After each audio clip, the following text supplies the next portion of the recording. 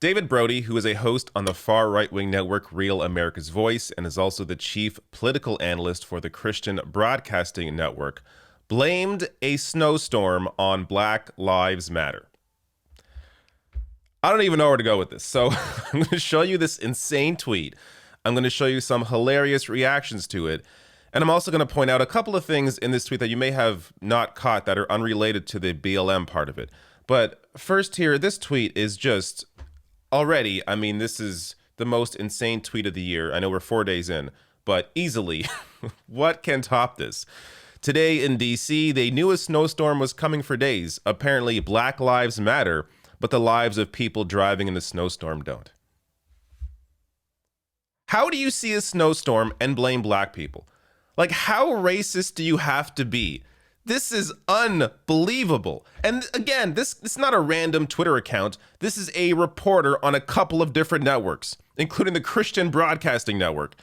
So first of all, just to be clear, they did know a snowstorm was coming. They did prepare for it. They had plows out there. This was the day before this tweet. So it wasn't like it came out of nowhere. They did nothing about it. No, they knew the snowstorm was coming. They did what they could. Snowstorms are snowstorms. You know, sometimes they're bigger than you expect.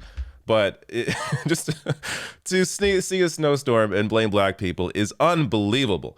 Now, let's get to some replies first here. So Croman tweeting out, looks like you had a tough decision to make this morning. Stay home, drive in a snowstorm, and tweet racist stuff. Next reply here from Chuck Graham. Take your mask off and you can see the road better, Grand Dragon. Damn. Next one here from Andy says, finally, everything around him is white and he's still unhappy. This is my favorite one. Fantastic. Now, let me get to the couple of things here you may have not noticed because you have to click the screenshot. First, his wipers are not on. I mean, it looks like there's snow on his wipers. So they haven't even been turned on. The windshield is clearly full of ice. He's driving in a snowstorm like this. Maybe that's the problem. But on top of that, look at this at the bottom. He took a screenshot in the Photos app. Take a photo, upload the photo. No, you take a screenshot of the Photos app. This really shows you the kind of genius we're dealing with here, which also goes on to just a little history on David Brody. This is another article that came up about him. David Brody and his producer implore women to embrace traditional gender roles and get married if they want to be happy. What a lunatic. Now, of course, I have to include climate change in the story because this still, you know, we're talking about an extreme weather event. I'm going to talk about climate change. I'm sorry. Got to find ways to do this without scaring people away because most climate change videos don't get many views, but if I can shoehorn climate change into another story, then I'll do that. So here we have from NBC News. This is a major storm in Virginia, obviously around the DC area. Cars, as far as I can see, drivers stranded for hours on I-95 in Virginia after winter storm. So these cars here stranded for 19 hours in the snow. Unbelievable how crazy this snowstorm is. And this NBC reporter was one of the people in that snowstorm. Now, on this issue of climate change, so weather events linked to a changing climate brought misery to millions around the world in 2021, according to a new report. The study from the charity Christian Aid identified 10 extreme events that each caused more than $1.5 billion of damage.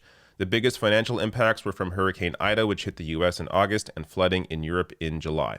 In many poor regions, floods and storms caused mass displacements of people and severe suffering. Now, to be clear here, yes, of course, not every weather event is attributed to climate change, but the extent and frequency of these extreme events are. So that's why it's important in any story like this about any extreme weather event to center the issue of the climate crisis and our need to deal with it. Because until you really bring this issue to people directly, it's going to be hard. It's hard for people to really connect with the seriousness of the climate crisis and the need to deal with it until they were actually impacted by an extreme weather event.